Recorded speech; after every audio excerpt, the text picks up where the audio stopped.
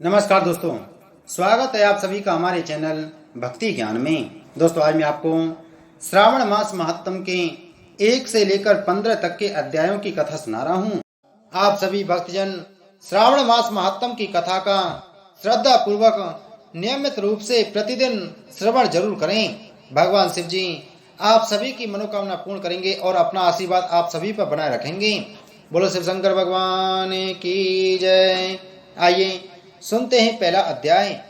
शौनक जी ने सूत जी से पूछा, हे महाभाग, आपके मुख से अनेक आख्यान सुने, मुझे तृप्ति नहीं हुई, फिर भी कुछ सुनने की इच्छा बढ़ती है। जिसके सुनने मात्र से मेरी अनन्य श्रवण करने की इच्छा ना हो, ऐसी कोई कथा कहिए।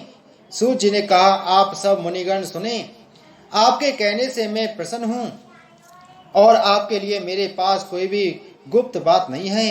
दम रहित होना, आस्तिक बुद्धि होना, सुनने की इच्छा होना, नम्रता होना, ब्राह्मण भक्त होना, सुशील स्वभाव होना, धैर्यवान होना, पवित्र होना, तपस्वी होना, दोषारोपण रहित होना, ये 12 गुण श्रोता के कहे गए हैं।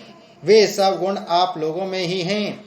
इससे मैं प्रसन्न हूँ, आपसे तत्व बात कहता हूँ। एक बार ईश्वर ने सनत कुमार से कहा, हे सनत कुमार, हे सुब्रत, हे ब्रह्मा के पुत्र, आपकी सेवा भक्ति से प्रसन्न हो। मैं आपसे अत्यंत गुप्त बात कहूंगा। 12 महीने में श्रावण महीना मुझे अत्यंत प्रिय है। जो श्रावण मास का मातम सुनने योग्य हो जाने के कारण मास का श्रावण नाम हुआ। पूर्णिमा को श्रावण नक्षत्र के योग हो जाने से भी इस मास का श्रावण नाम कहा। जो श्रवण मात्र से सिद्धि देने वाला है, अतः श्रावण नाम कहा। आकाश के समान स्वच्छ हो जाने से नवा नाम कहा। इसके मास के धर्मों की गणना करने के लिए भूमि पर कौन सामर्थ हो सकता है। जिसके संपूर्ण फलों को कहने के लिए ब्रह्मा हुए, जिस श्रावण मास के मातम को देखने के लिए इंद्र हुए, भगवान अनंत ने जिसके फल को कहने के लिए 2 सहस्र जिह्वा धारण की।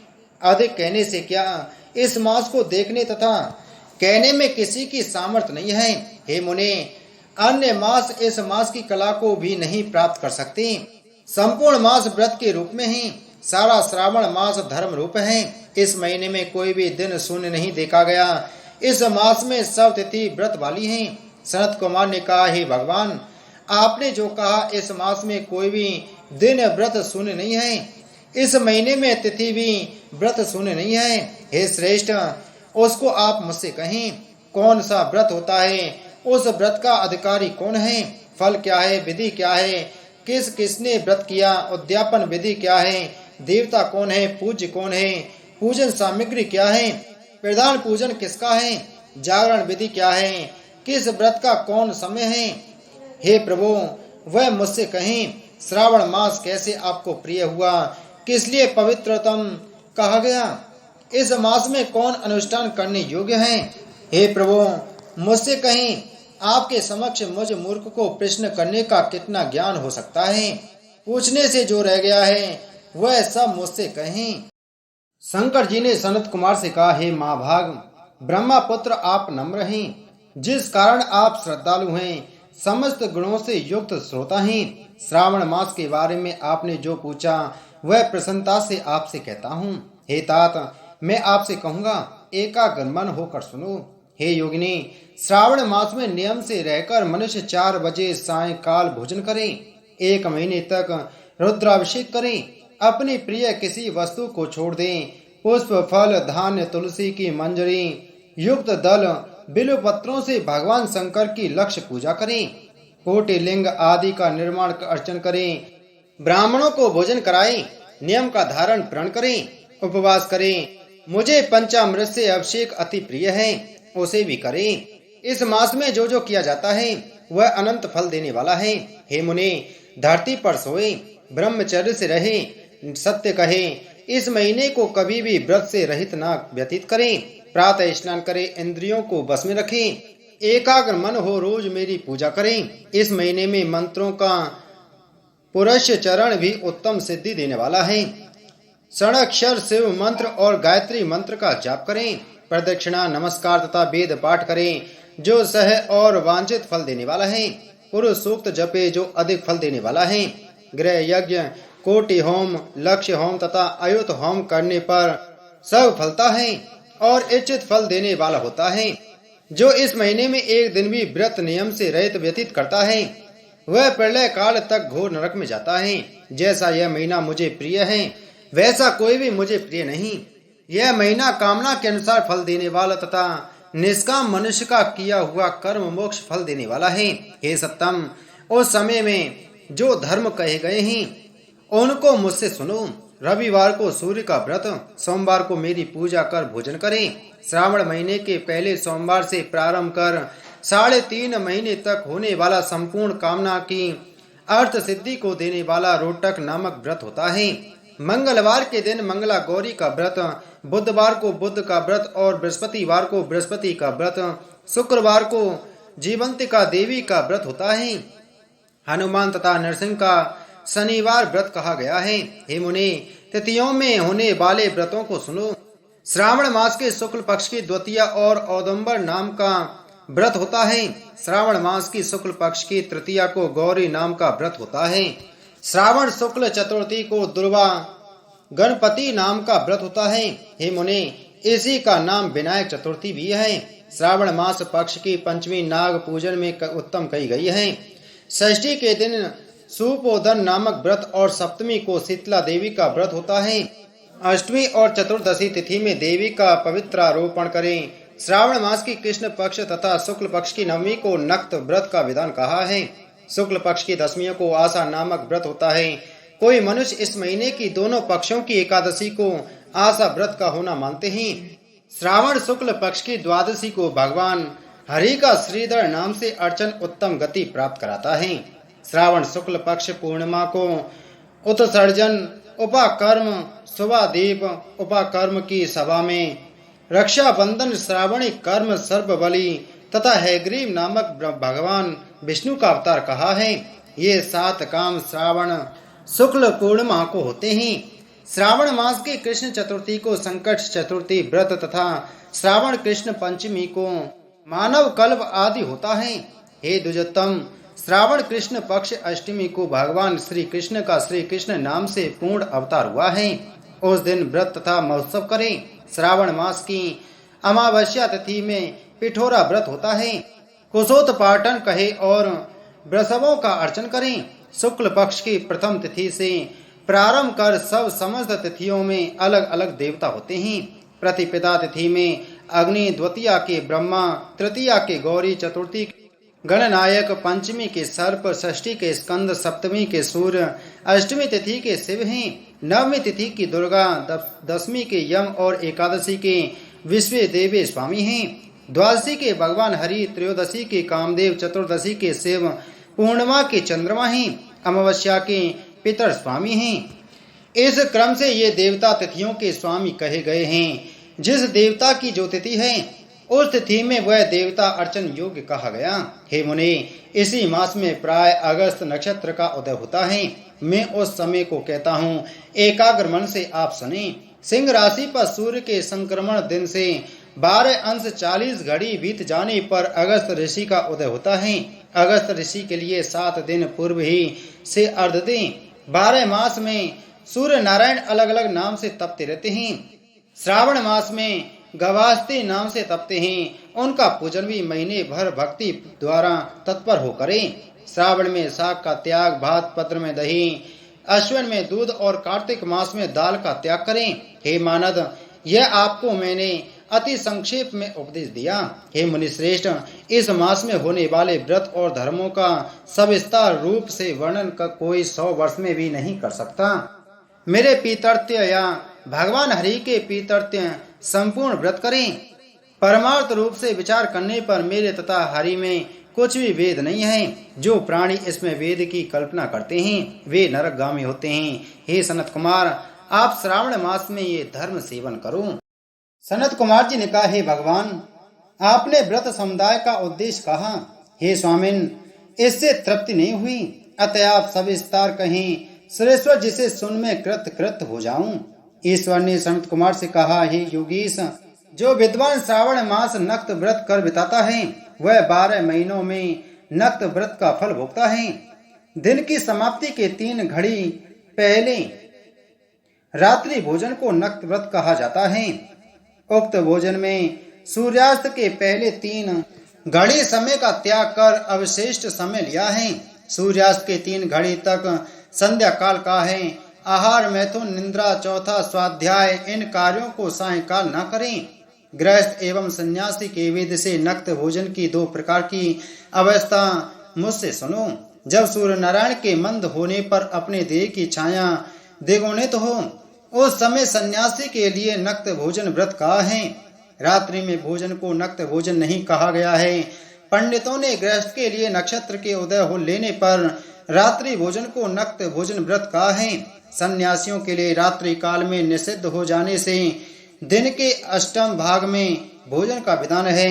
गृहस्थी विधि द्वारा रात्रि में नक्त व्रत करें। सन्यासी, विधवा तथा विदुर पुरुष सूर्य नारायण के अस्त होने के पहले भोजन करें। जो पुत्रहीन, आश्रमहीन, स्त्री विहीन विदुर यदि हैं तो वह रात्रि में भोजन करें। श्रावण मास के आ जाने पर प्रतिपदा तिथि में प्रातःकाल संकल्प करें कि मैं श्रावण में 1 महीने तक ब्रह्मचर्य से रह प्रतिदिन सुबह स्नान करूंगा, नक्त व्रत, रात्रि शयन तथा प्राणियों पर दया करूंगा।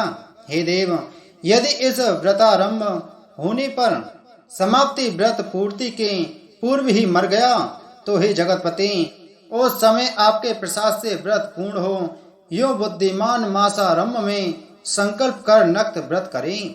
हे मुनि, अब उत्तम लक्ष्य पूजा विधि सुनो। लक्ष्मी की इच्छा वाला मनुष्य बिल पत्रों से, शांति की कामना वाला भी दुर्बाओं से तथा आयुष की इच्छा वाला चक्षमा पुष्पों से भगवान हरि का अर्चन करें।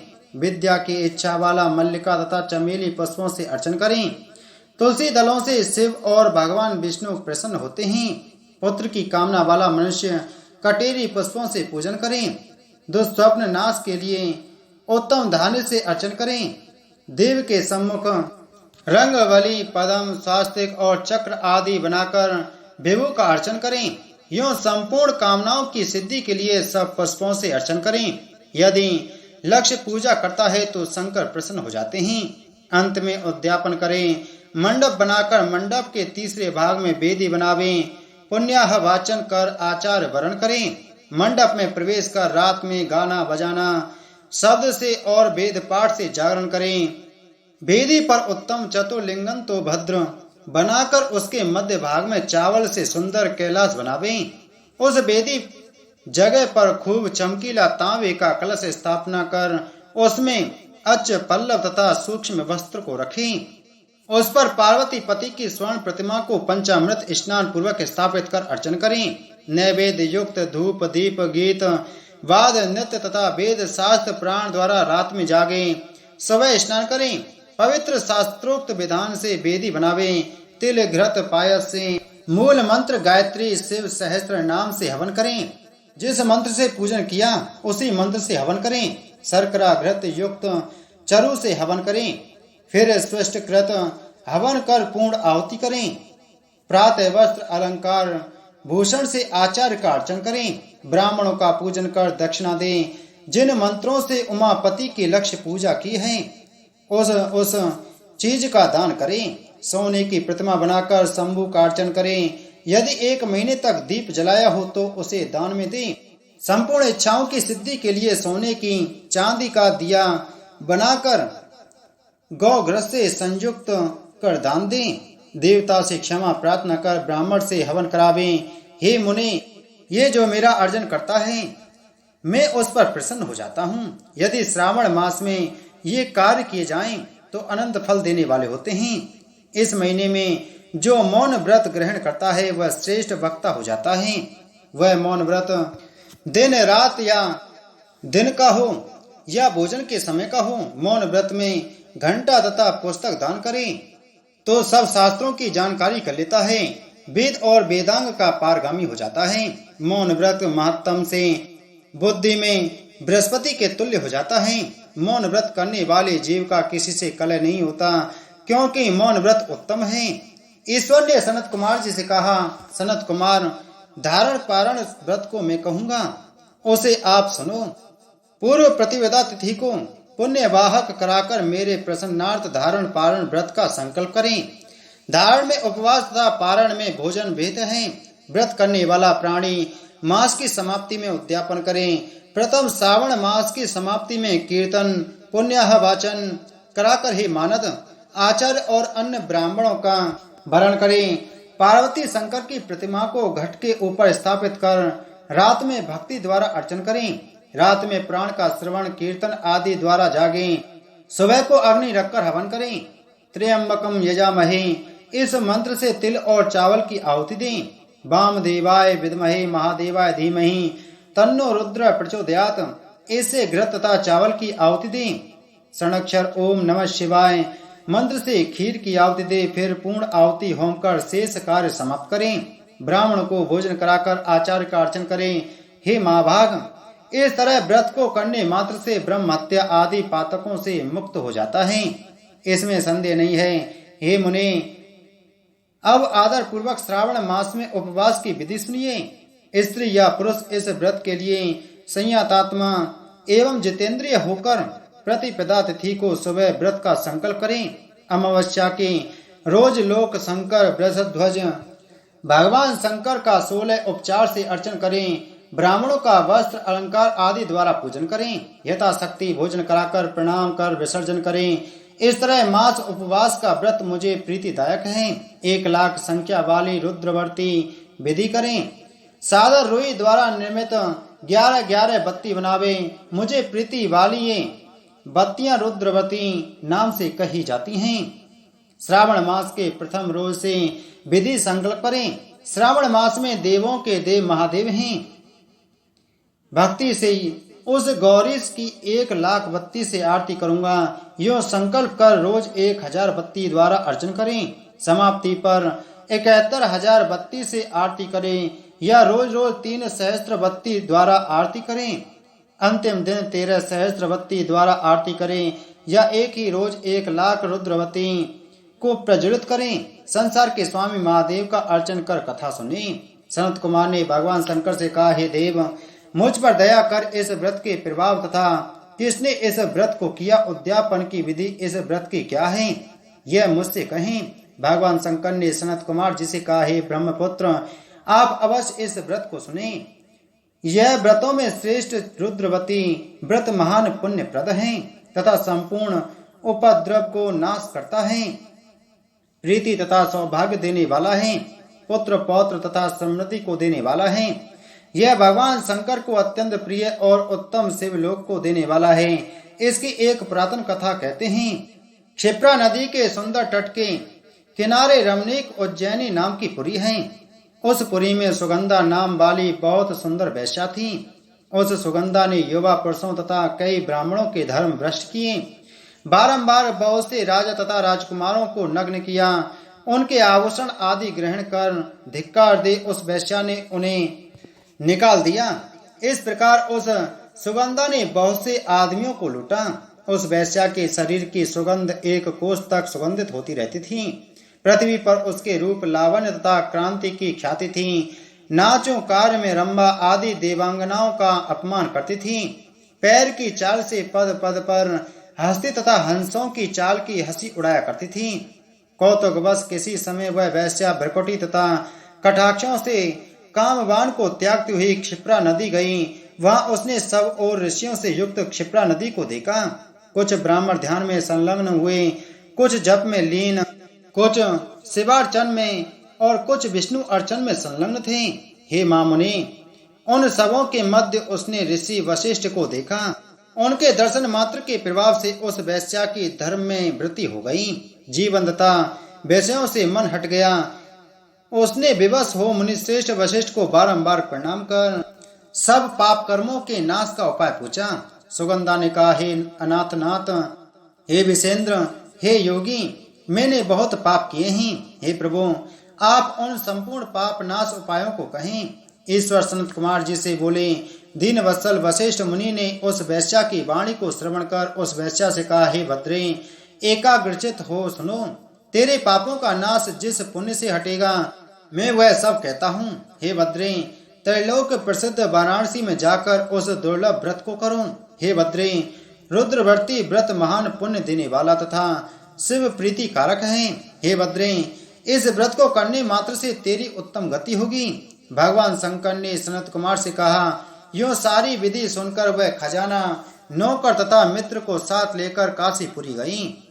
वहां पर वशिष्ठ जी के आदेशानुसार व्रत किया। वह वैश्या 5 भौतिक देह के सहित भगवान शंकर के शरीर में विलय हो गई। जो स्त्री इस दुर्लभ व्रत को करती है, वह जो वस्तु की इच्छा करती है उसे वह निश्चित मिलती है। हे सुव्रत, मणिक्यवतियों के व्रत करने मात्र से स्त्री मेरे अर्धासन की हिस्सेदार होती है। वह स्त्री महाप्रलयांत तक मेरी प्रिया होकर निवास करती है। व्रत पूर्ति के लिए इसकी व्रतोद्यापन विधि को कहूँगा।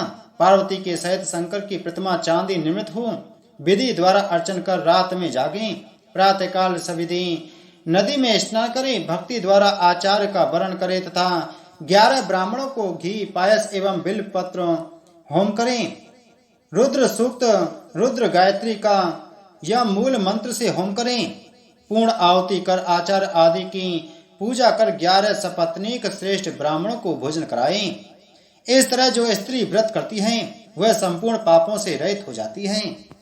ईश्वर ने कहा, सनत कुमार, कोटिलिंग का महात्म तथा पुण्य का विधान नहीं कहा जा सकता। जब एक लिंग महात्म की कथा कहना असंभव है तो कोटि लिंगों के महात्म को कौन कह सकता है। इस महीने में एक लिंग के बनाने से भी जीव मेरे पास निवास करता है। भक्ति द्वारा मन कामदेव के शत्रु भगवान श्री शंकर का षडक्षर ओम नमः शिवाय मंत्र के सहित अर्चन कर गृह यज्ञ कर उद्यापन करें, हवन करें तथा ब्राह्मणों को भोजन कराएं। इस मास के व्रत करने से असमय में मौत नहीं होती। इस मास का व्रत लिंगार्चन बंध्यात्व को हरण कर संपूर्ण आपत्ति को दूर करता है तथा सबकी वृद्धि करने वाला है। जो प्राणी पंचामृत से श्रावण मास में अभिषेक करता है वह इस देह को छोड़ कैलाश में मेरे नजदीक आकर एक कल्प तक निवास कर सकता है। वह प्राणी पंचामृत पीने वाला, गौ तथा धन आदि से युक्त आदि मधुरभाषी त्रिपुरासुर हंता श्री शंकर प्रिय होता है। जो इस महीने में पत्तल पर भोजन करता है वह सोने के पात्र में भोजन करने वाला होता तथा शाक त्यागने मात्र से शाक का कर्ता होता है। मनुष्यों में उत्तम होता है जो भूमि में ही शयन करता है वह कैलाश में निवास करता है। जो इस श्रावण मास में अति सुबह एक दिन भी नहाता है उसे 1 महीने तक नहाने का फल मिलता है। इस महीने में जितेंद्रिय होने से इंद्रिय जन्य बल प्राप्त होता है। इस महीने में स्फटिक मणि, पाषाण, मिट्टी तथा मरकट मणि निर्मित शिवलिंग में या पीतल आदि चंदन निर्मित शिवलिंग में या स्वयं उत्पन्न या बनाए हुए या पिसान निर्मित या पीतल आदि चंदन मक्खन या किसी निर्मित शिवलिंग में एक बार अर्चन करने मात्र से 100 ब्रह्म हत्या भस्म हो जाती हैं। सूर्य ग्रहण, चंद्र ग्रहण, अन्य किसी सिद्ध क्षेत्र में लक्ष्य जप करने से 100 सिद्धि कही गई है। वह इस महीने में सिद्धि एक बार जप करने से मिल सकती है। दूसरे समय में किए गए नमस्कार तथा प्रदक्षिणा से जो 1000 का फल मिलता है वह फल इस महीने में एक बार करने मात्र से मिल सकता है। मुझे प्रिय इस श्रावण महीने में वेद पारायण करने पर सब वेद मंत्रों की अच्छी तरह सिद्धि हो सकती है। इस महीने में बिना पुरुष सूक्त पाठ के एक दिन भी ना बितावे। जो इसको अर्थवाद मात्र कहता है वह प्राणी नरक को जाता है। समिधा, चरु, तिल और घी से गृह यज्ञ करें। धूप, गंध, पुष्प, नैवेद्य आदि के वेद द्वारा अर्चन करें। शंकर के रूपों का यथोचित ध्यान कर शक्ति द्वारा कोटि होम, लक्ष्य होम और अयुत हवन करें। तिलों के व्याहति मंत्रों से हवन करें। इसी को गृह यज्ञ नाम कहा गया है। हे सनत कुमार, अब मैं बार व्रत कहूंगा, आप सुने। हे अनग, आपसे पहले रविवार व्रत को कहूंगा। रमणीय प्रतिष्ठानपुर में सुकर्मा नाम का एक दरिद्र ब्राह्मण था। कृपण भिक्षा व्रतियों में घूमता था। एक दिन सुकर्मा ब्राह्मण ने धान्य भिक्षा के लिए प्रतिष्ठानपुर में घूमते हुए किसी गृहस्थ के घर में स्त्रियों को देखा। वे स्त्रियां आपस में मिलजुल कर रविवार के उत्तम व्रत को कर रही थीं। उसी समय उस ब्राह्मण को देख उन स्त्रियों ने अर्चन को जल्दी ही ढक दिया। उस ब्राह्मण देव ने उन स्त्रियों से अर्चन विधि को जानने की जिज्ञासा की। हे साध्वी स्त्रियों, आप सबने क्यों इस व्रत को ढक दिया? आप दयालु हैं, मुझ पर कृपा कर इस व्रत की विधि कहें, क्योंकि परोपकार के तुल्य तीनों लोकों में अन्य धर्म नहीं। समदृष्टि रखने वाले साधु पुरुषों का तो परोपकार ही स्वार्थ है। दरिद्रावस्था से मैं दुखी हूँ, यह उत्तम व्रत श्रवण कर व्रत को मैं भी करूँगा। इस व्रत के विधान तथा फल को कहिए। स्त्रियों ने कहा, हे द्विज, यदि व्रत में उन्माद या प्रसाद, विस्मरण, भक्ति हीनता या अनास्था करेंगे तो इस व्रत को तुम्हें कैसे दें? उनकी ऐसी वाणी को श्रवण कर उत्तम ब्राह्मण ने कहा, हे स्त्रियों, मैं ज्ञानी तथा भक्ति युक्त उत्तम व्रत को करने वाला हूँ। इस तरह उनकी वाणी सुनकर उन स्त्रियों में से एक प्रौढ़ा स्त्री ने रविवार के व्रत तथा उसकी विधि उससे कही। श्रावण के शुक्ल पक्ष के पहले रविवार को मौन होकर उठे, ठंडे पानी से स्नान कर नित्य कर्म कर पान के पत्ते पर 12 परदी वाला पंडल लिखे, उसको लाल चंदन द्वारा सूर्य नारायण के तुल्य गोलाकार में लिखे। उस मंडल में संज्ञा नाम वाली स्त्री के सहित सूर्य का लाल चंदन से पूजन करें। नारिकेल बीज और खांड शर्करा से युक्त सूर्य के मंत्रों को कहकर नैवेद्य सूर्य के 12 मंत्रों द्वारा स्तवन करें। 12 बार नमस्कार करें, 12 बार प्रदक्षिणा करें और 6 सूत को एक में मिलाकर उसमें 6 ग्रंथि लगावें। उस सूत्र को सूर्य नारायण को अर्पण कर उसे अपने कंठ में बांध लें। 12 फल से संपन्न वायन ब्राह्मण को दें। इस व्रत की विधि को किसी से न कहनी चाहिए। हे विप्र, इस प्रकार व्रत के करने से निर्धन प्राणी धनवान हो जाता है, पुत्रहीन प्राणी पुत्र प्राप्त कर सकता है, कोड़ी कोड़ से छुटकारा पा जाता है। हे विपेंद्र, विशेष क्या कहा जाए, साधक जिस वस्तु की अभिलाषा करता है वह सब इस व्रत के प्रभाव मात्र से प्राप्त कर लेता है। इस तरह श्रावण मास में 4 रविवार या 5 रविवार व्रत करें। व्रत की संपूर्ण फल की इच्छा के लिए उद्यापन करें। हे विपेंद्र, इस प्रकार व्रत करने मात्र से सिद्धि होती है। वह ब्राह्मण उन साध्वी स्त्रियों को नमस्कार कर अपने घर चला आया। जैसा सुनकर वह घर आया था वैसी सब विधि द्वारा उस व्रत को अपनी दोनों कन्याओं को भी व्रत विधि बताई। उस व्रत को सुनने से और अर्चन तथा दर्शन मात्र से दोनों कन्याएं देवांगना के तुल्य व्रत विधि के प्रभाव मात्र से सुंदर हो गईं। उसी दिन से उस विप्र के घर में लक्ष्मी निवास करने लगी। अनेक रास्तों से अनेक निमित्तों सहित वह ब्राह्मण उस दिन से लक्ष्मी पति हो गया। किसी राजा ने उसी समय ब्राह्मण के घर के समीप रास्ते से होकर निकलते हुए अति सुंदर उन दोनों कन्याओं को बरामदे में या खिड़की पर बैठे देखा। दोनों कन्याएं अपनी देह के अवयवों से त्रैलोक के संपूर्ण उत्तम चीजों को तथा कमल और चंद्रमा को भी अपमानित करती थीं। उन बालिकाओं को देखने से राजा मोहित हो क्षण भर वहां स्थिर हो गया। राजा ने ब्राह्मण को बुलाकर उन दोनों बालिकाओं के लिए याचना की। ब्राह्मण ने भी प्रसन्न हो दोनों बालिकाओं को राजा को दे दिया। वे दोनों बालिकाएं राजा को स्वामित्व के रूप में प्राप्त कर प्रसन्न हो गईं। प्रसन्न चित्त हो बालिकाएं इन व्रत को प्रभाव से पुत्र पौत्र आदि से युक्त हुई। हे मुनि, बड़े अभ्युदय को करने वाले इस व्रत को आपसे कहा। सनत कुमार ने शंकर जी से कहा, हे ईश्वर, मैंने हर्ष का कारण रविवार महात्म को सुना।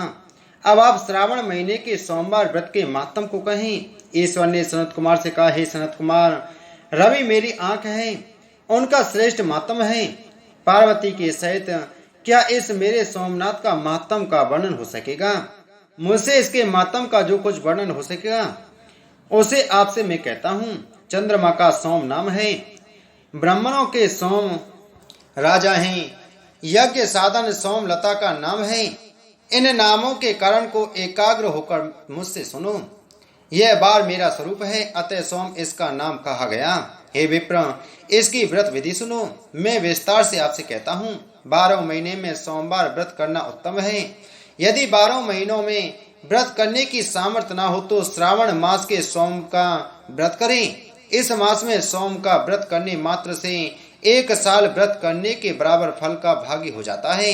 श्रावण शुक्ल पक्ष के प्रथम सोमवार के दिन सोम व्रत का संकल्प करें कि सोम का व्रत करूंगा। इस व्रत से शिव प्रसन्न होते हैं। चारों सोमवार के दिन सुबह संकल्प करें। यदि श्रावण मास में 5 सोमवार हो जाने तो पांचों ही सोमवार के दिन में संकल्प कर शाम को शिव का अर्चन करें। सायंकाल में श्री शिव जी का षोडशोपचार से पूजन करें और एकाग्र मन से श्री शिव जी का श्रवण करें। मैं इस सोमवार व्रत की विधि को कहता हूँ, आप सुनो। श्रावण महीने के पहले सोमवार का उत्तम व्रत नियम को ग्रहण करें। अच्छे प्रकार नहाकर शुद्ध हो सफेद वस्त्र ग्रहण कर काम क्रोध अहंकार द्वेष चुगलखोरी आदि का त्याग करें। मालती मल्लिका आदि सफेद पुष्प तथा नाना प्रकार के पुष्प और अभीष्ट उपचारों से मूल मंत्र नमः शिवाय का त्र्यंबक मंत्र से अर्चन करें। कहे कि सर्व भवनाशन महादेव का मैं ध्यान करता हूँ। उग्र उग्रनाथ शिव शशि मौली का ध्यान करता हूँ। रुद्र नीलकंठ शिव भवहारी का ध्यान करता हूँ। इसी प्रकार देवेश का मनोहर उपचारों से अर्चन करें तथा अपने पिता के अनुसार इस व्रत को जो करता है उसके पुण्य फल को सुनो। सोमवार के दिन पार्वती के सहित शिव का अर्चन जो करते हैं वे प्राणी पुनरावृत्ति से रहित दुर्लभ लोक प्राप्त कर लेते हैं। इस महीने में नक्त व्रत के पुण्य को संक्षेप मात्र से कहता हूँ। देव तथा दानवों से 7 जन्म अभेद जो पाप हैं वे सब नक्त भोजन से नष्ट होते हैं। इसमें कोई विचार न करें। इस उत्तम व्रत को उपवास द्वारा करें। पुत्र इच्छा वाला पुत्र और धनेच्छा वाला धन प्राप्त कर लेता है। प्राणी जिस वस्तु की इच्छा कर लेता है उसे वह फल प्राप्त हो जाता है। इस लोक में बहुत समय तक रहकर अपने इष्ट भोग पदार्थ को भोग अंत में उत्तम विद्वान द्वारा रुद्र लोक में जाकर पूजित हो जाता है। मन धन और जीवन को चलायमान जानकर प्रयत्न से व्रतोद्यापन करें। धन सटता को छोड़ सशक्त अनुसार चांदी के वृषभ पर स्थित उमा महेश्वर की प्रतिमा बनवावे। सुंदर लिंग तो भद्र मंडल बनाकर उस पर घट को स्थापित करें। 2 सफेद वस्त्र से ढके घड़े के ऊपर तांबे या बांस का पात्र रखकर उसके ऊपर पार्वती के सहित शिव जी की प्रतिमा रखें। श्रुति स्मृति और पौराणिक मंत्रों से शिव का अर्चन करें। पुष्प का मंडप बनाकर उसके ऊपर एक रमणीक चंदव बांध दें। रात के समय गीत तथा वाद शब्द द्वारा जागरण करें। अपने गृह सूत्र विधान द्वारा बुद्धिमान अग्नि का स्थापना सर्व भवनाश आदि एकादश नाम से करें। सलाज की लकड़ी से 108 आहुति दें। यव व्रीहि तिल आदि द्वारा आप्यायस्व इस मंत्र से हवन करें। पूर्ण आहुति कर्म कर स्विष्ट कृत आदि आहुति करें। आचार्य का पूजन अर्चन कर गौ आचार्य को दें। रमणीय 11 ब्राह्मणों को भोजन कराकर उन ब्राह्मणों को एकादश घड़ा बांस के पात्र सहित दे पूजा करें।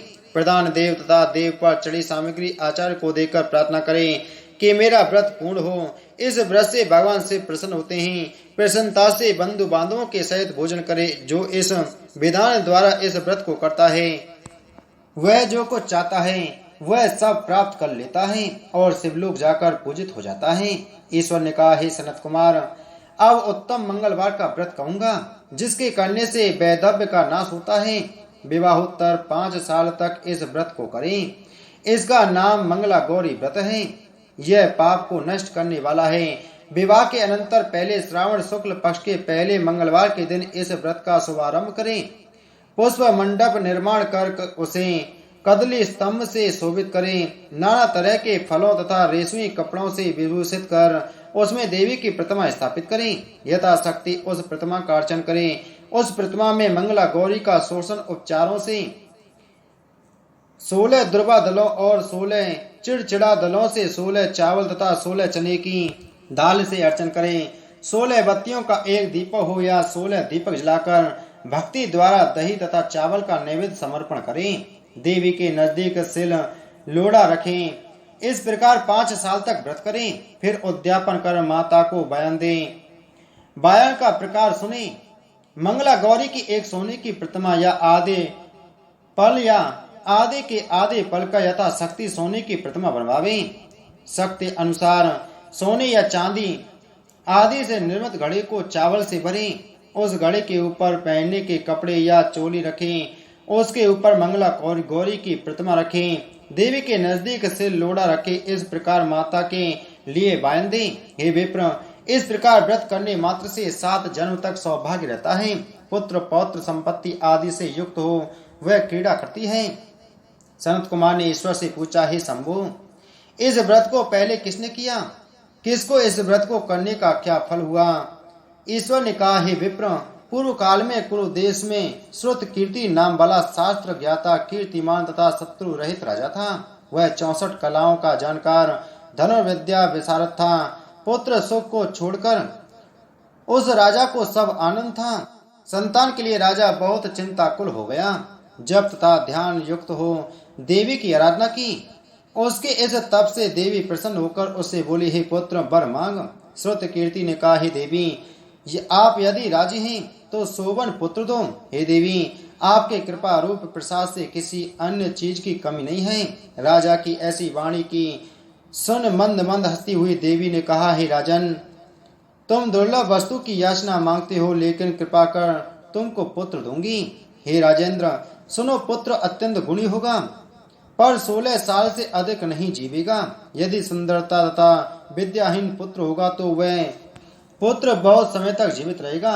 देवी की वाणी सुन राजा चिंता करने लगा। उसने अपनी भार्या से विचार कर गुण विशिष्ट संपूर्ण लक्षण युक्त 16 साल तक की आयु वाला पुत्र मांगा। देवी ने उस समय भक्त राजा को आज्ञा दी कि हे भूपनंदन, मेरे दरवाजे पर आम का पेड़ है। मेरी आज्ञा से उस आम के एक फल को लाकर अपनी पत्नी को खिला देना। उसके खाने से उसी समय रानी निसंदेह गर्भ धारण करेगी।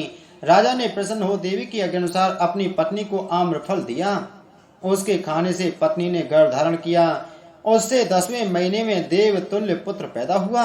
हर्ष शोक से संपन्न राजा ने उस पुत्र का जात कर्म आदि संस्कार कर दिया और शिव स्मरण करते हुए पिता ने उसका चिरायु नाम रखा।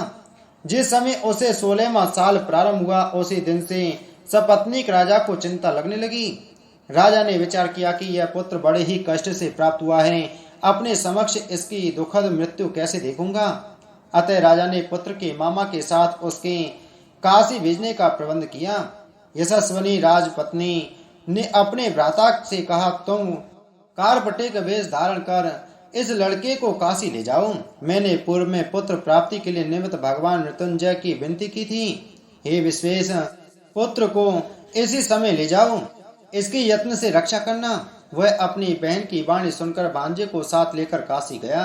रास्ते में जाते हुए कई दिन बाद आनंद नगर पहुंचे। वहां संपूर्ण समृद्धि से युक्त वीरसेन नाम का राजा था।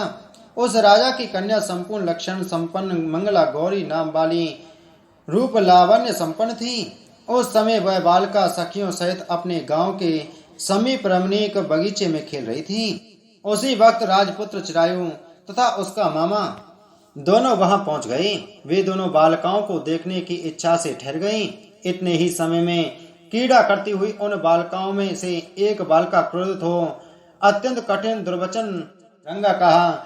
इस दुर्वचन को राजपुत्री ने सुनकर कहा, तुम अयोग्य वाणी क्यों कहती हो? मेरे वंश में ऐसी स्त्री नहीं है।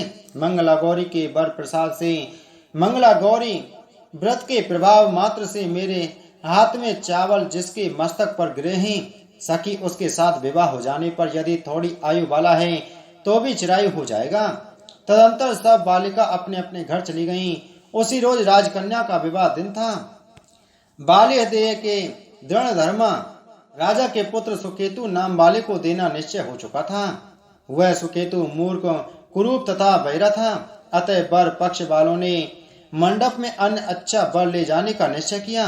विवाह हो जाने पर वहां सुकेतु चला जाएगा। यूं विचार कर चिरायु के समीप जाकर उसके मामा से कहा, यह बालक हमें दो, क्योंकि आपके बालक द्वारा हमारा कार्य सिद्ध होगा। इस भूमि पर परोपकार के तुल्य अन्य कोई नहीं। यह वाणी श्रवण कर उसका मामा हृदय से राजी हुआ, क्योंकि उन्होंने पूर्व में बाटका में बालिका की वाणी सुनी थी। लेकिन वर पक्षीय जनों से कहा, आप लोग इस बालिका को क्यों चाहते हैं? कार्य सिद्ध के वास्ते वस्त्र अलंकार आदि मांगा जा सकता है। आप लोगों के गौरवार्थ फिर भी मैं देता हूँ। उन्होंने चिरायु को वहां ले जाकर विवाह कार्य सिद्ध किया। जब सप्तपदी आदि कार्य होने पर रात में गौरी शंकर के समीप वह चिरायु पुत्र सुप्रसन्न चित्त से राजकन्या मंगला गौरी के साथ सो गया। उसी रोज चिरायु का 16वां साल समाप्त था। उसी रात को सांप के रूप में काल वहां आया। इसी समय देवयोग से राजकन्या उठ गई। वह सर्प को देख वह विवल कांपने लगी। उस समय धीरता से राजकन्या ने सांप की पूजा की। 16 उपचार से अर्चन कर पीने के लिए बहुत सा दूध दिया और दीन वाणी से उस सांप की स्तुति की। मंगला गौरी ने प्रार्थना की कि मैं उत्तम व्रत करूंगी, मेरे पति देव उस सर्प से जीवित हों, ऐसा कीजिए। इस समय उस सांप ने कमंडलों में प्रवेश किया। अपनी कंचुली चोली से राजकन्या के ऊपर कमंडल का मुख बांधा। तदंतर उसके पतिदेव शरीर के अंगों को ऐंठते हुए जाकर उठे और अपनी पत्नी से कहा, हे प्रिय, मुझे भूख सता रही है। उसने माता के समीप जाकर पायस, लड्डू आदि लाकर पति को दिया। उसने प्रसन्नचित हो भोजन किया। हाथों को धोने के समय उसके हाथ से अंगूठी गिर गई। वह पान खाकर फिर सो गया। फिर वह राजपुत्री कमंडलू पात्र को फेंकने गई, लेकिन विधि विधान के बाहर जाने पर चमकते हुए हार की कांति देख विस्मय को प्राप्त हो गई। उस घट में स्थित हार को अपने कंठ में धारण किया। कुछ रात अब शेष रही तो चिरायु का मामा उसे ले गया। चिरायु के जाने के बाद वर पक्षीय जन सुकेतु को ले गए। मंगला गौरी ने उस सुकेतु को देखा तो वह कहने लगी, यह मेरा स्वामी नहीं है। सभी वर पक्षीय महानुभाव राजकन्या के से कहने लगे, हे सुबे, यह क्या कह रही हो? यदि कोई पहचान हो तो कहो। मंगला गौरी ने कहा, जिसने रात में नवरत्नों की निर्मित अंगूठी मुझे दी, वह इस अंगुली में देखकर पहचान करो। रात में स्वामी पतिदेव ने मुझे हार दिया है। उस हार के रत्नों की सुंदरता कैसी है, यह बतावे। यह तो कोई अन्य ही है। रात्रि के समय जो बातचीत हुई तथा भोजन क्या हुआ, उसे भी यह कहे तो यह मेरा पति होगा। यो मंगला गौरी की वाणी सुन सब लोगों ने कहा, ठीक है, ठीक है। लेकिन चिन्हों में से सुकेतु को बतलाए हुए एक की भी पहचान नहीं मिली। तब सब लोगों ने मना किया। वर पक्षी जैसे आए थे वैसे ही चले गए। मंगला गौरी के पिता श्रुत कीर्ति ने प्रसन्नचित्त हो अन्न जल आदि का एक सत्र यज्ञ किया तथा पक्षीय सब कथा कानों कान सुनी कि स्वरूप के कुरूप हो जाने से किसी को ले आए थे। महल के बरामदे में चिक के भीतर कन्या को राजा ने बिठाया। इस प्रकार एक साल यात्रा करते हुए अपने मामा के साथ वह फिर अपनी ससुराल का वृतांत देखने के लिए आया। जब मंगला गौरी ने चिक के भीतर से उसे देखा तो लोकोत्तर प्रसन्न हो अपने माता पिता से कहा, मेरे पति आ गए। स्वदगणों को बुलाकर राजा ने पूर्व करे हुए सारी पहचान देख पवित्र मुस्कान वाली पुत्री को चिरायु को दिया। शिष्य लोगों के सहित राजा ने विवाह उत्सव कर वस्त्राभरण आदि अश्व गज रथ तथा बहुत सी चीज दे दिया। फिर वह चिरायु अपनी पत्नी एवं मामा के सहित कुल नंदन सेना सहित अपने नगर गया। जब चिरायु के माता और पिताजी ने प्राणियों के मुखारविंद से उसके आने का समाचार सुना तो विश्वास नहीं किया, क्योंकि भाग्य विपरीत कैसे हो सकता है। इसी बीच वह चिरायु माता तथा पिताजी के पास गया। प्रेम मग्न हो चिरायु ने भक्ति द्वारा अपने माता पिताजी के चरणों में प्रणाम किया और माता पिता ने उसे चिरायु का मस्तक सूंघकर परमानंद प्राप्त किया। मंगला गौरी पुत्र वधु ने भी सास और ससुर को प्रणाम किया। पुत्र वधु को सास ने अपनी गोदी में बैठाकर सब बात पूछी। हे मामनी, मंगला गौरी पुत्र वधु ने श्रेष्ठ व्रत महत्तम और जो कुछ इतिहास था सब कहा। शिव सनत कुमार से कहते हैं, हे सनत कुमार, इस मंगला गौरी व्रत को आपसे कहा। इसे जो सुनेगा या कीर्तन करेगा उसके सभी मनोरथ सिद्ध होंगे, इसमें संशय नहीं।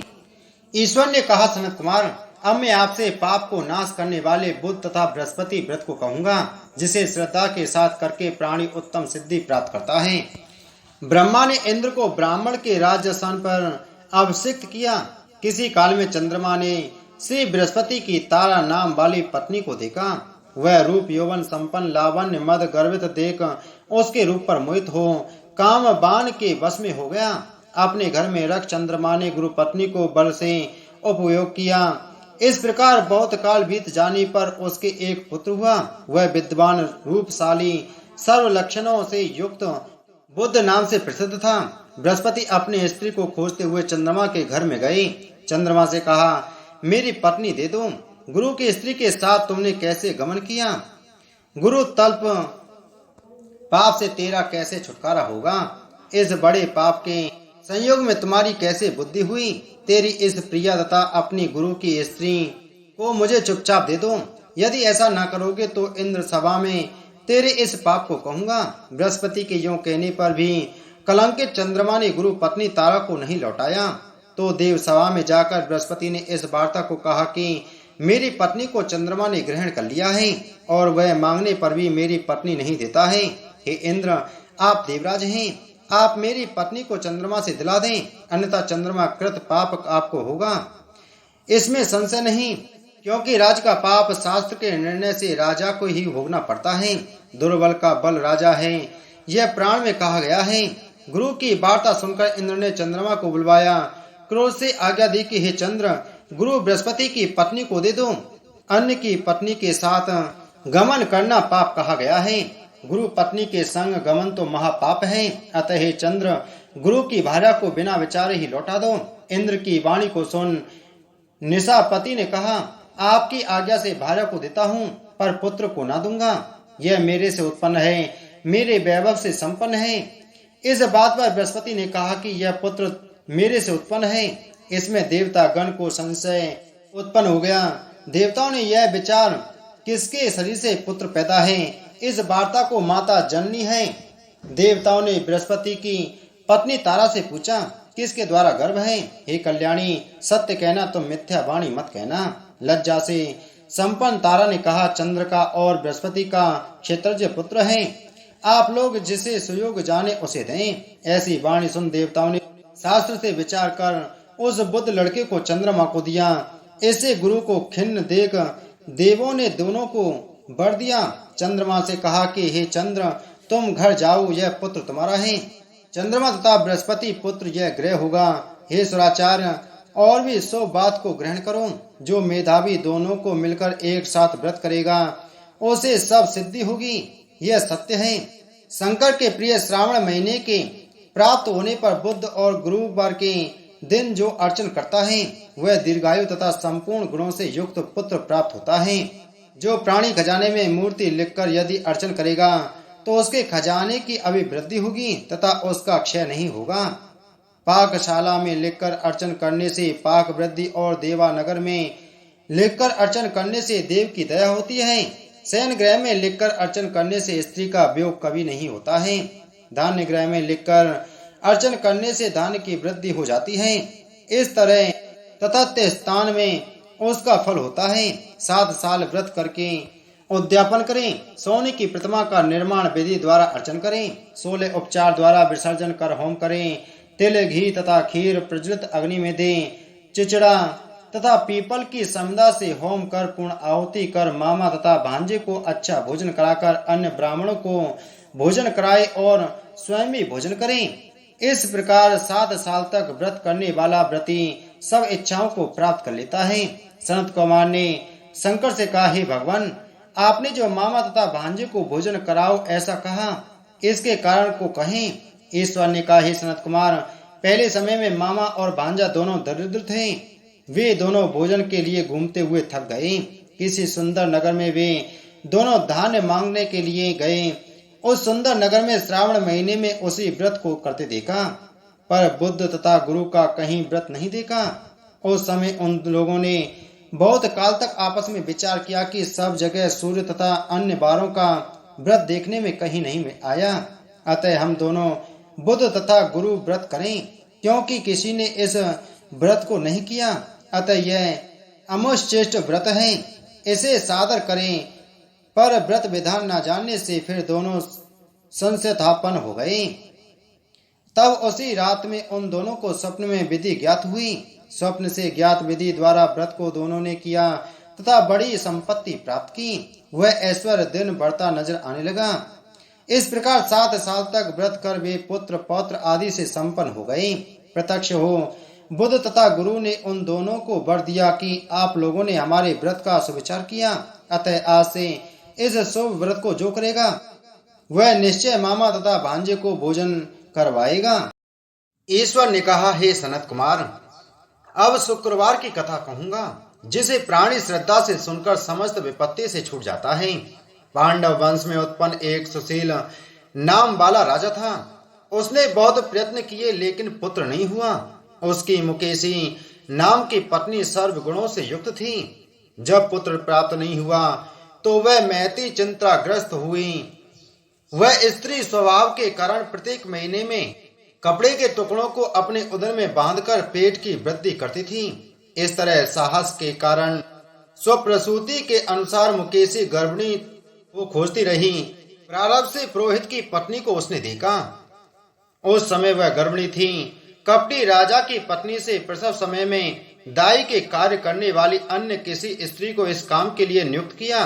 पुरोहित की पत्नी ने प्रसव समय में दाई के कार्य करने वाली अन्य किसी स्त्री को इस काम के लिए नियुक्त किया। रानी ने उस सूतिका को एकांत में बहुत धन दिया तथा अपने गर्भ के अनुकरण की सारी बातें कह सुनाई। राजा ने इधर अपनी पत्नी रानी को गर्भवती जानकर पुंसवन तथा सीमांतोनयन बड़े प्रसन्न मन से किया। पुरोहित की पत्नी का प्रसव का समय नजदीक आया, यह सुन उसी तरह रानी ने भी वचन रूपी कार्य किया। पुरोहित की स्त्री गर्भवती थी, प्रसूति की बात जानती नहीं थी, अतः दाई की वाणी का पालन करती थी। पुरोहित की स्त्री के वंचना करने के लिए दाई ने उसके नेत्र बांध दिए। उत्पन्न हुए पुत्र को किसी के द्वारा राजमहिषी के समीप भिजवाया। इस कारण राजमहिषी के समीप पुत्र जाना कोई नहीं जान सका। रानी ने पुत्र ग्रहण कर कहा कि मेरे लड़का हुआ और सब जगह खबर कर दी। इधर दाई ने पुरोहित की पत्नी के नेत्र बंधन खोले। वह अपने 7 मास की एक पिंडी लाई थी। पुरोहित पत्नी को उसी को दिखाया तथा विस्मय और खेद युक्त वाणी से प्रसूति का आपकी कहने लगी, यह अनिष्ट हुआ है, पतिदेव से कहकर इसकी शांति करवाना। पुत्र नहीं हुआ तो ना सही। पुरोहित पत्नी को प्रसव स्पर्श चिंता हुई, क्या इसने कपट किया? यूं संदिग्धावस्था में थी। ईश्वर ने सनत कुमार से कहा, राजा ने पुत्र की उत्पत्ति सुनी तो जात कर्म संस्कार आदि करके ब्राह्मण को गज अश्व रथ आदि दान दिया। जो कैदी जेल खाने में थे उन्हें प्रसन्नता पूर्वक छोड़कर सूतकांत में नामकरण आदि संस्कार किए। राजा ने उसका प्रियव्रत नाम रखा। श्रावण महीने के आ जाने पर पुरोहित पत्नी ने शुक्रवार के दिन भक्ति द्वारा जीवंतिका का अर्चन किया। दीवाल में बहुत लड़कों के सहित जीवंतिका मूर्ति लिखवाकर पुष्पमाला से अर्चन कर 5 दीपक बनाकर उनमें दीपक जलाती तथा आप भी गेहूं के पिसान के दीपक को घृत में पकाकर भोजन किया। अक्षत फेंककर कहा, जहाँ भी मेरा लड़का हो, हे करुणानिधि, हे जीवंतिका, उसे रक्षित रखना। यूं प्रार्थना कर कथा श्रवण कर यथाविधि विसर्जन किया। जीवंतिका के प्रसाद से बालक दीर्घायु हुआ। उस रोज से जीवंतिका देवी उस पुत्र की मात्र गौरव से रात दिन रक्षा करने लगी। यूं कुछ काल बीतने पर राजा मर गए। पितृभक्त पुत्र ने पिता की पारलौकिक क्रिया की। फिर मंत्री पुरोहितों ने प्रियव्रत को राज सिंहासन पर बैठा दिया। उसने प्रजा की रक्षा तथा कुछ काल तक राज्य कर राज्य का भार वृद्ध मंत्रियों को दे पितृ ऋण से मुक्ति प्राप्त करने के लिए भक्ति द्वारा गया जाने की इच्छा की। उसने राजकीय वेश छोड़कर कार्पटिक वेश बनाकर यात्रा की। रास्ते में किसी गृहस्थी के मकान में निवास किया। उसी रोज उसकी पत्नी को क्रमशः षष्ठी देवी मार चुकी थी। इस पर लड़के के हो जाने पर 5वें रोज राजा वहां गया था। राजा ने शयन किया तो जब षष्ठी देवी बालक ग्रहण करने आई तब षष्ठी देवी को देखकर जीवंतिका ने कहा कि षष्ठी देवी, इस राजा को लांग कर मत जाओ। यो जीवंतिका के मना करने पर जैसे षष्ठी देवी आई वैसे ही खाली चली गई। उसने 5वें रोज पुत्र को जीवित देकर और राजा से प्रार्थना की, राजन, आज के रोज मेरे मकान पर आप ठहरे, क्योंकि हे प्रभु, आपकी दया से यह मेरा 6वां पुत्र जीवित है। गृहस्थी की ऐसी प्रार्थना सुनकर प्रियव्रत ने वहां निवास किया। फिर गया जाकर पिंड देने लगा। वहां विष्णु पद पर पिंड को देते हुए आश्चर्य हुआ जब पिंड ग्रहण के लिए 2 हाथ निकल पड़े। ऐसी घटना देख वह भूपति विस्मय तथा संदेह करने लगा, क्या करूं? ब्राह्मण आज्ञा से राजा ने विष्णु पद पर ही पिंड दिया। फिर किसी सत्यवादी ज्ञानी ब्राह्मण से पूछा कि ऐसी बातें क्यों हुई। उसके पूछने पर ब्राह्मण देव ने कहा, हे राजन, ये दोनों हाथ पिता के हैं, ऐसा क्यों हुआ? इसकी बातें माता ही कहेंगी।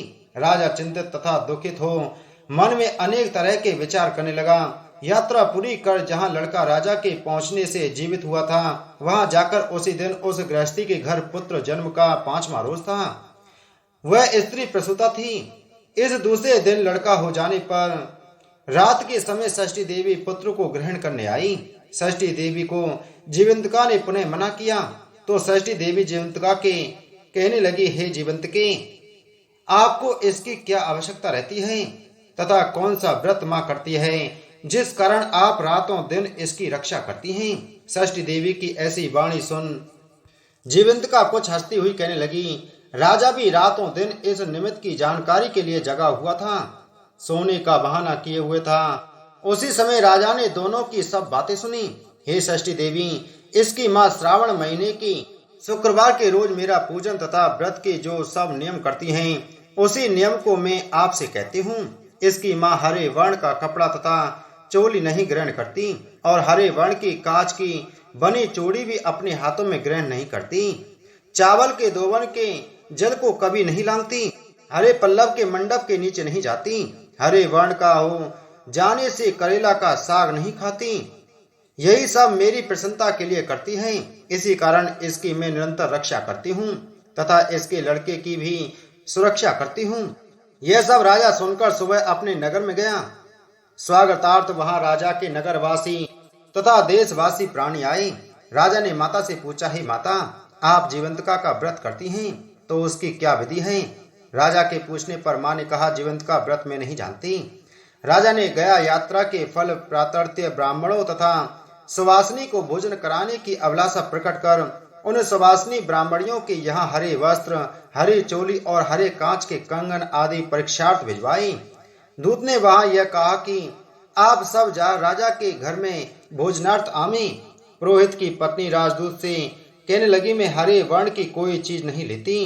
पुरोहित पत्नी की ऐसी वाणी सुनकर राजा ने दूत से जाकर कहा, राजा के पुरोहित की पत्नी के लिए रमणीक लाल वर्ण के कपड़े आदि भेजी। पुरोहित पत्नी उन चीजों को ग्रहण कर राजा के घर गई।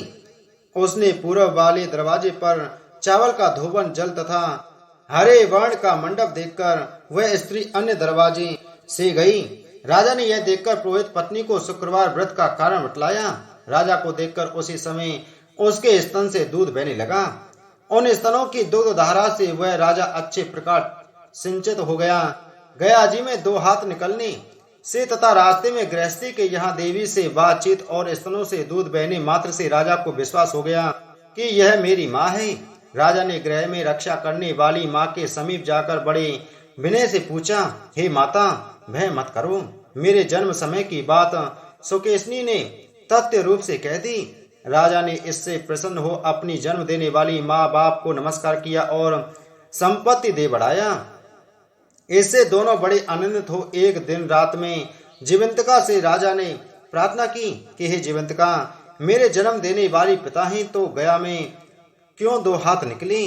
उसी समय स्वप्न में देवी ने संशय नाश कर देने वाली वाणी में कहा, हे राजन, मैंने तुझे केवल विश्वास दिलाने के लिए ऐसी माया की थी, इसमें संदेह मत करो।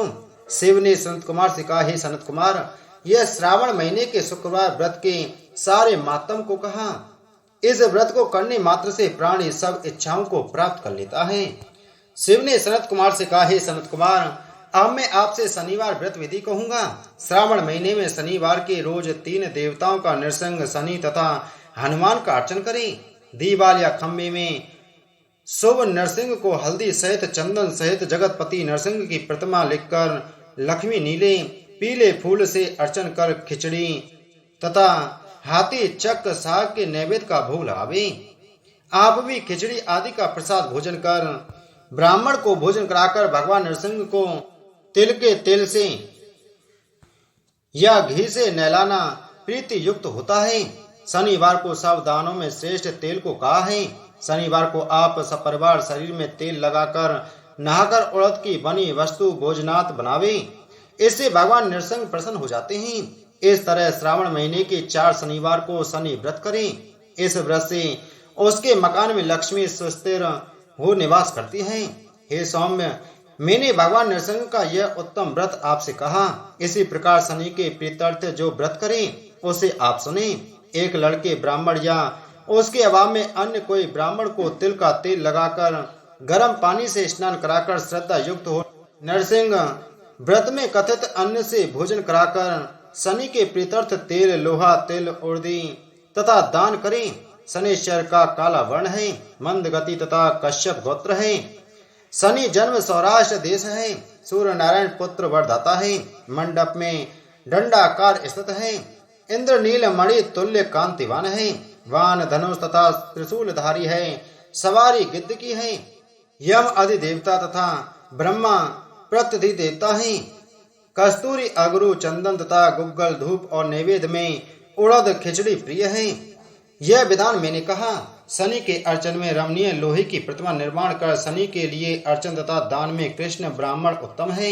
उसे काला कपड़ा, काले वर्ण के बछड़े सहित गोदान करें।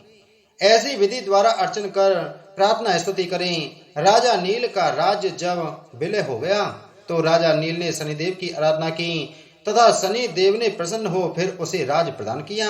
इसी प्रकार मेरे ऊपर शनिदेव प्रसन्न हो नीलांजन के तुल्य कांतिमान अति मंद ब्राह्मी छाया नाम वाली स्त्री में सूर्य द्वारा उत्पन्न शनिश्चर को मैं नमस्कार करता हूँ। हे देवेश, मुझ अति दीन पर कृपा करो।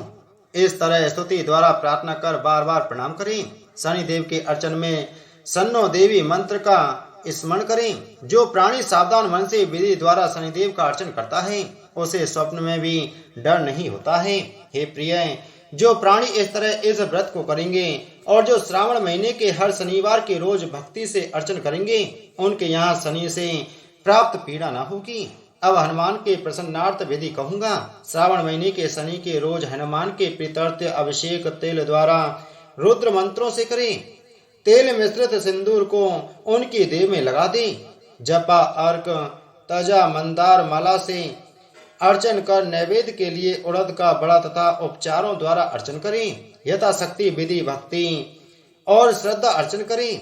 हनुमान, अंजनी सुत, वायुपुत्र महाबल, रानेष्ट का फाल्गुन, सखा, पिंगाक्ष, अमित विक्रम, उदधिक्रमण, सीता शोक विनाशक, लक्ष्मण प्राणदाता तथा 10 ग्रीव दर्पहा, इन 12 नामों को जो सुबह उठकर पढ़ता है उस प्राणी का कभी अशुभ नहीं होता तथा उसे संपूर्ण ऐश्वर्य मिलते हैं। इस तरह श्रावण महीने के शनिवार को जो प्राणी हनुमान जी की आराधना कर उसकी पूजा करता है उसकी बुद्धि कार्य में करने में वेगवान होती है। शनि के रोज पीपल का स्पर्श तथा अर्चन करें। हे सत्तम, शनि के दिन के अतिरिक्त अन्य किसी भी बार में पीपल को न स्पर्श करें। शनि के दिन पीपल के स्पर्श करने से सब वृद्धियां बढ़ती हैं। श्रावण महीने की प्रतिपदा तिथि सोमवार युक्त हो तो उस महीने में 5 सोमवार होंगे। ऐसे योग का रोटक व्रत नाम होगा। उस दिन प्राणी व्रत करें। यह 3.5 महीने का भी रोटक व्रत होता है। यह रोटक व्रत लक्ष्मी की वृद्धि करने वाला, संपूर्ण कामनाओं और सिद्धि को देने वाला होता है। हे मुनि, मैं उस विधान को कहूँगा, आप एकाग्र मन से सुने। श्रावण महीने के शुक्ल पक्ष में प्रतिपदा सोमवार के दिन सुबह उठकर ज्ञानी रोटक व्रत का संकल्प करें। हे सुरश्रेष्ठ, आज से मैं रोटक व्रत करूंगा।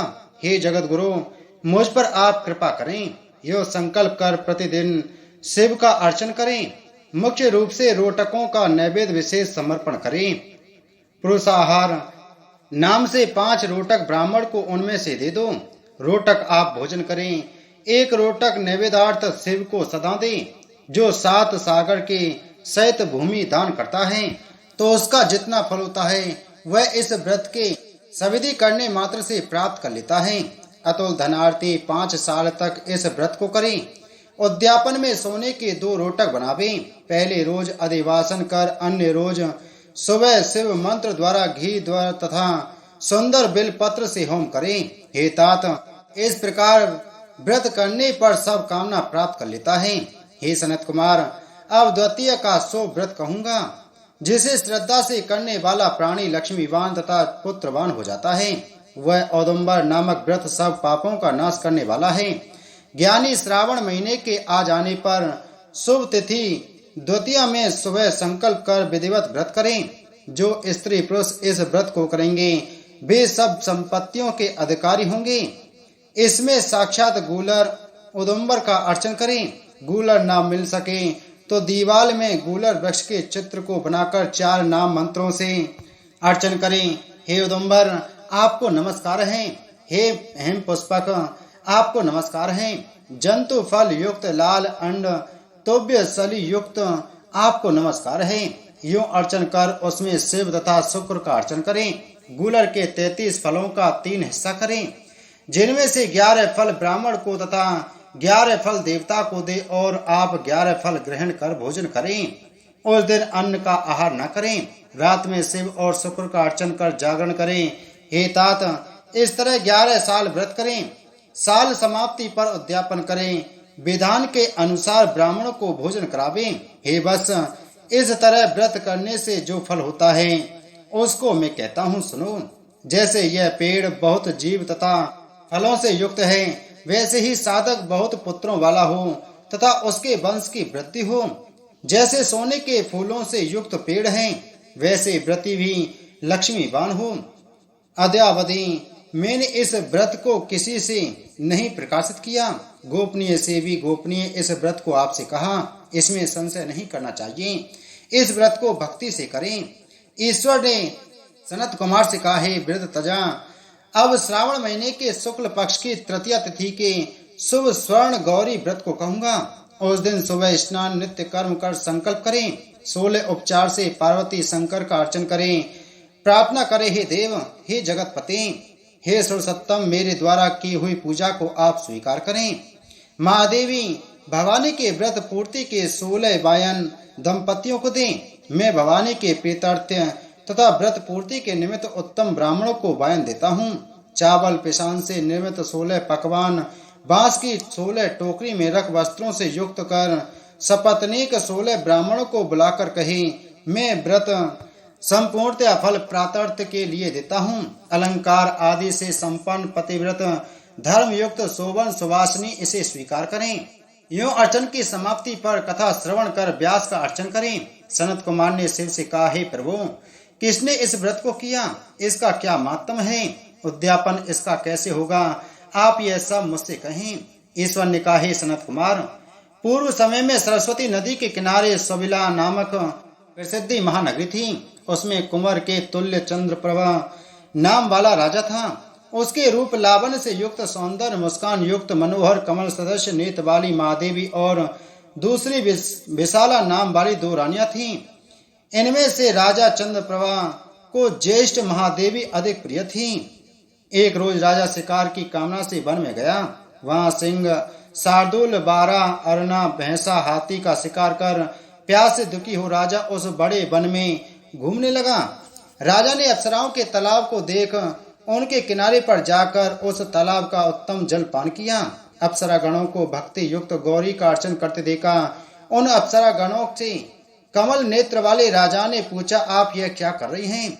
वे बोले, हे नृपोत्तम, हम स्वर्ण गौरी का व्रत करती हैं। राजा ने कहा, हे देवियों, इसकी विधि तथा इसका फल भी आप सविस्तार युक्त मुझसे कहें। उन स्त्रियों ने कहा, हे राजन, श्रावण शुक्ल तीज के रोज स्वर्ण गौरी नाम का यह व्रत किया जाता है। इसमें परम प्रसन्नता तथा भक्ति द्वारा पार्वती और शंकर का पूजन किया जाता है। 16 तार का डोरा अपने दाहिने हाथ में, पुरुष व बाएं हाथ में स्त्रियां बांधती हैं। यह सुन चंद्रप्रभा राजा ने भी व्रत कार्य को संपन्न कर सविधि 16 तार के डोरे को अपनी दाहिनी भुजा में बांधकर व्रत को स्वीकार किया। राजा ने कहा, हे देव देवेश, मैं इस डोरे को व्रत के लिए बांधता हूँ, मेरे पर आप कृपा करें। इस तरह देवी का व्रत कर राजा अपने घर आ गया। भुजा में डोरे को देख अति क्रोधित हो बड़ी रानी ने पूजा और उस डोरे को भुजा से तोड़ बाहर पेड़ पर फेंक दिया। राजा ने रानी से कहा, हे प्रिय, ऐसा ना कर। यूं मना करने पर भी रानी नहीं मानी। वह सूखा पेड़ उस डोरे के स्पर्श से हरे पत्तों से संपन्न हो गया। इस बात को छोटी रानी ने देखकर आश्चर्य युक्त हो उस पेड़ से टूटे डोरे को अपनी बाईं भुजा में बांधा। उस रोज से, उस महीने के मातम मात्र से वह छोटी रानी राजा को सर्वाधिक प्रिय हो गई। इधर ज्येष्ठ रानी व्रत का अपमान करने मात्र से राजा द्वारा परित्यक्त तथा दुखी हो वन में चली गई। वहां महादेवी का चित्त से ध्यान कर पवित्र मुनियों के स्थान में कहीं कहीं निवास किया। पर श्रेष्ठ मुनियों ने उसे देखकर कहा, अरे पिशाचनी, चली जा। वह त्रस्कर तथा दुखी रानी घोर जंगल में घूमती हुई एक जगह बैठ गई। उसी समय रानी के आगे देवी दया से प्रकट हो गई। देवी नृप प्रिया रानी ने भूमि पर दंडवत प्रणाम तथा स्तुति की। हे देवी, आपकी जय हो, आपको नमस्कार है। हे भक्त वर प्रदे, आपकी जय हो। मैं शंकर वामांगे, आपकी जय हो। यों भक्ति द्वारा देवी के वर प्रभाव से गौरी अर्चन तथा व्रत किया। व्रत के प्रभाव से राजा उस बड़ी रानी को अपने घर ले आया। देवी के वर प्रसाद से उसने सब इच्छाओं को प्राप्त कर लिया। दोनों रानियों के सहित राजा संपूर्ण राज्य का उपभोग कर समृद्धशाली हो गया। अंत में दोनों पत्नियों सहित राजा शिवलोक को चला गया। सनत कुमार ने शिवजी से कहा, हे भगवान, किस व्रत के करने से अतुल सौभाग्य होता है तथा प्राणी, पुत्र, पौत्र, धन और ऐश्वर्य प्राप्त कर सुख भोगता है। हे ईश्वर, मुझे उन व्रतों में उत्तम व्रत को कहो। यह सुनकर ईश्वर ने सनत कुमार से कहा, हे सनत कुमार, त्रैलोक प्रसिद्ध दुर्गा गणपति नाम का व्रत है। इसे भगवती पार्वती ने श्रद्धा से किया था। श्रावण मास के शुक्ल पक्ष की पवित्र चतुर्थी के रोज पापों को नष्ट करने वाले इस व्रत को कर। चतुर्थी के रोज एक दंत गज के तुल्य मुख वाले गणेश की प्रतिमा का निर्माण कराकर सिंहासन पर स्थापित करें।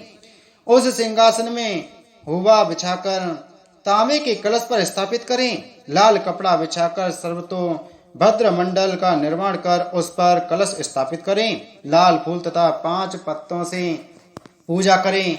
अपा मार्ग, समी, दुर्वा, तुलसी, बिलपत्र, ऋतु काल में होने वाले अन्य सुगंधित फूलों से नाना प्रकार के फल आदि का नैवेद्य रख 16 उपचार से गणेश की पूजा कर यह प्रार्थना करें, इस निर्मित प्रतिमा में विघ्नेश का आह्वान करता हूँ, यहाँ कृपा निधि आवे।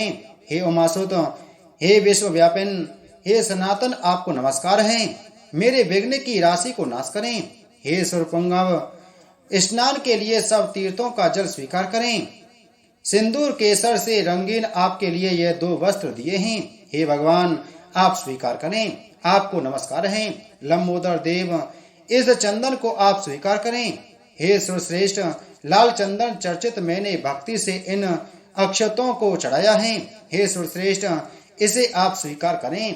लोगों के अनुग्रह के लिए तथा दानवों के बदार्थ स्कंद गुरु, ये आपका अवतार है। हे भगवान, प्रसन्नता पूर्वक इस धूप को आप स्वीकार करें। गणनात्वा इस वैदिक मंत्र से लड्डू आदि तथा चतुर्विध अन्नों को और खीर, लड्डू आदि नैवेद्य कर्पूर तथा इलायची युक्त पान आदर से मुख में रखने के लिए दे रहा हूँ। हे गौरी पुत्र, हे गजानन, मेरा व्रत आपके प्रसाद से परिपूर्ण हो। इस तरह अपने विभव के विस्तार के अनुकूल विघ्नेश की पूजा कर सामग्री के सहित आचार्य के लिए गणाध्यक्ष की यह प्रार्थना करें। हे भगवान, आपकी वाणी से मेरा यह व्रत कर जो उद्यापन करता है वह अपने मन चाहे सब पदार्थों को प्राप्त कर लेता है और अंत में शंकर के पद को प्राप्त करता है। यदि इस व्रत को 3 साल तक करे तो सब सिद्धियों को प्राप्त कर लेता है। हे सनत कुमार, मैंने वह गुप्त दुर्गा गणपति व्रत आपसे कहा, यही उत्तमोत्तम है। इसे सुख की इच्छा वालों को करना चाहिए। ईश्वर ने सनत कुमार से कहा, हे मामुनि, श्रावण मास के शुक्ल पक्ष की पंचमी तिथि में जो करना चाहिए उसे मैं कहूँगा, उसे आप सुने। व्रत करने वाला एक बार चतुर्थी को भोजन कर पंचमी तिथि में नक्त व्रत कर सोने या चांदी का नाग निर्माण कर काठ या मिट्टी की 5 फनों युक्त नाग देव की प्रतिमा बनाकर पंचमी के रोज भक्ति द्वारा अर्चन करें। दरवाजे के दोनों ओर गोबर से फर्ण वाला सर्प बनाकर सविधि, दधी तथा दूध से पूजा करें। करवीर, मालती, चमेली तथा चंपा के फूलों द्वारा रमणीय गंध, अक्षत, धूप और दीपक से पूजा करें। ब्राह्मणों को पवित्र घी के लड्डू और खीर का भोजन कराएं।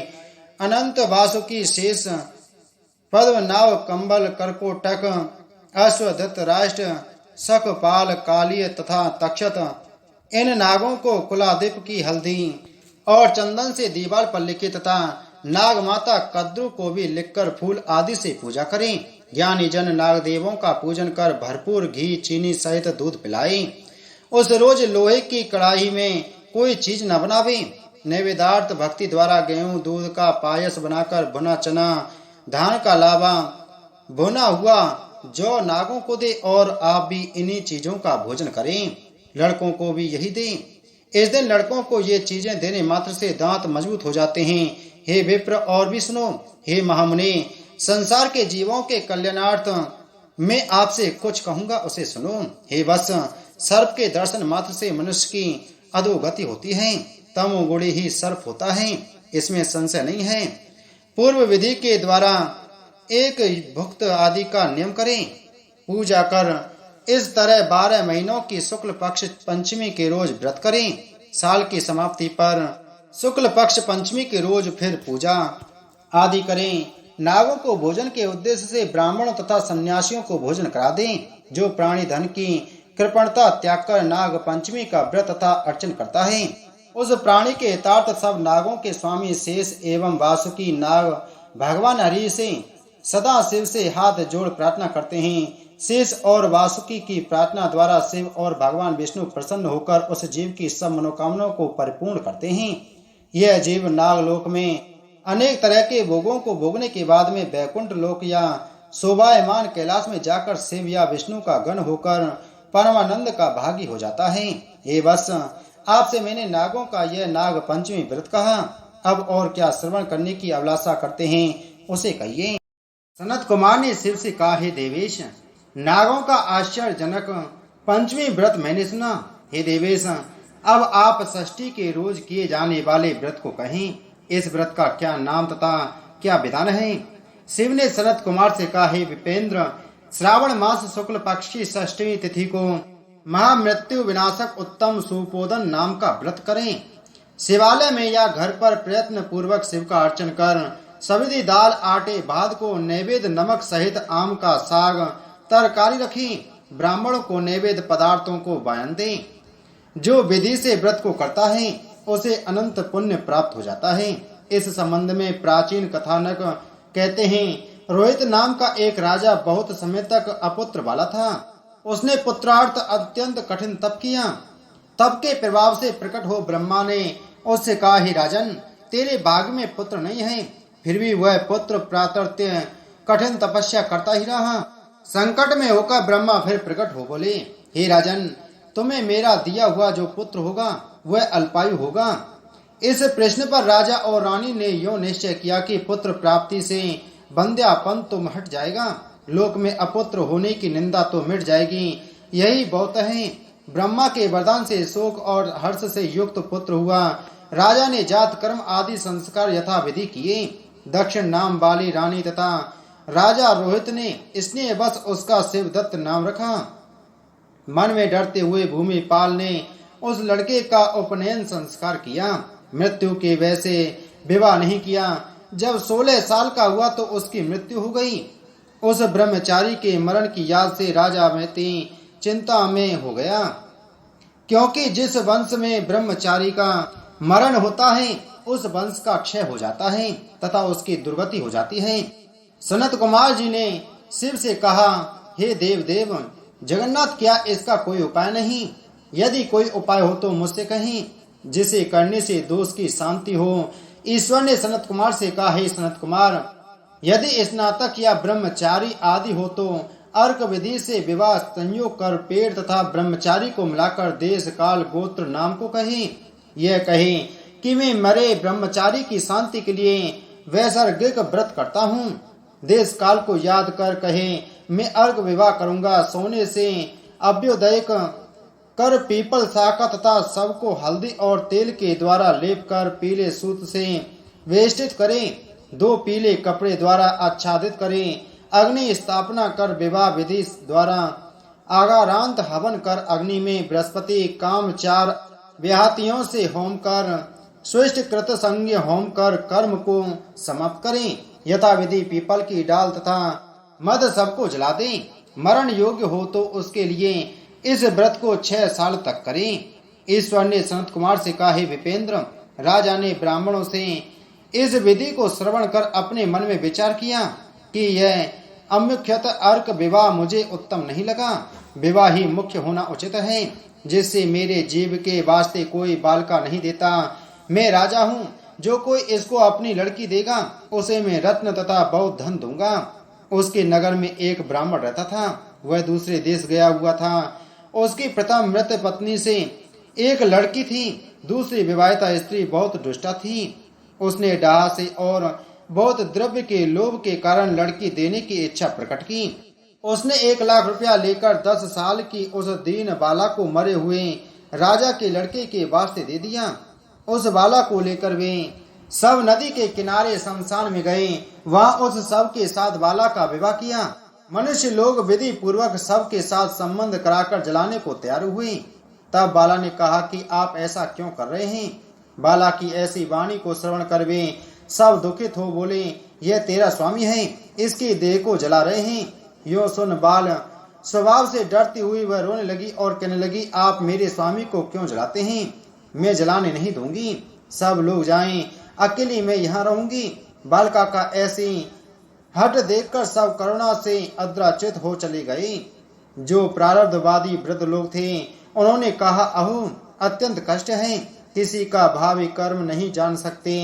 दीन संरक्षण दयालु भगवान क्या करेंगे। निराश्रय यह कन्या सापत्य भाव द्वारा दूसरी सौतेली माता से बेची गई है। अतः कदाचित देव रक्षक हों तभी इस बालिका को तथा इस मरे हुए राजकुमार को हमें जलाना नहीं चाहिए। यदि आप सबको हमारी बात अच्छी लगती हो तो हम यहाँ से घर चलें। ऐसा विचार कर सब अपने अपने घर लौट गए। वह भय बेवल हो अकेली बालिका शिव और पार्वती जी की याद करती हुई, बाल स्वभाव से ना जानती हुई कि यह क्या है, यों कह बेवल हुई उसकी याद मात्र से करुणा परिपूर्ण सर्वज्ञ पार्वती और शंकर जल्दी वहां आए। तेज पुंज वृषभ पर सवार हुए शंकर पार्वती को देखकर उसने प्रणाम किया, पर ये देवता हैं ऐसा उसको ज्ञान न था। उनके आ जाने से उसे बहुत आश्वासन हुआ तथा उनसे बोली, क्या मेरे स्वामी उठेंगे या नहीं। उसके बाल भाव तथा दया से आर्द्र शंकर पार्वती ने कहा, हे बाली, तेरी माता ने सुपोधन नाम का व्रत किया था। तिल तथा जल लेकर उसके फल को संकल्प कर अपने स्वामी को दे दे तथा मरे हुए पति से कहा कि जो मेरी माँ ने सुपोधन नामक व्रत किया था उसके प्रभाव से मेरा पति उठ जाए। उसने शंकर और पार्वती के कथानुसार किया। सुपोधन नामक व्रत के प्रभाव से शिवदत्त उठ गया। शंकर और पार्वती ने उस बाला को व्रतोपदेश देकर अंतर्ध्यान हो गए। श्री शंकर के जाने पर शिवदत्त ने उसी कन्या से पूछा, तुम कौन हो, मैं कैसे यहाँ आया। कन्या ने शिवदत्त से सारी कथा कह दी और इस प्रकार रात भी व्यतीत हो गई। सुबह हो जाने पर नदी के किनारे आए हुए प्राणियों ने राजा से सारी कथा कही। हे राजन, आपके पुत्र और पुत्र वधू नदी के किनारे हैं। प्रामाणिक विश्वसनीय मनुष्यों से इस वार्ता को श्रवण कर अत्यंत प्रसन्न हो नगाड़ा बजवाता हुआ नदी के किनारे पर आया। सभी ने राजा की प्रसन्न होकर स्तुति की।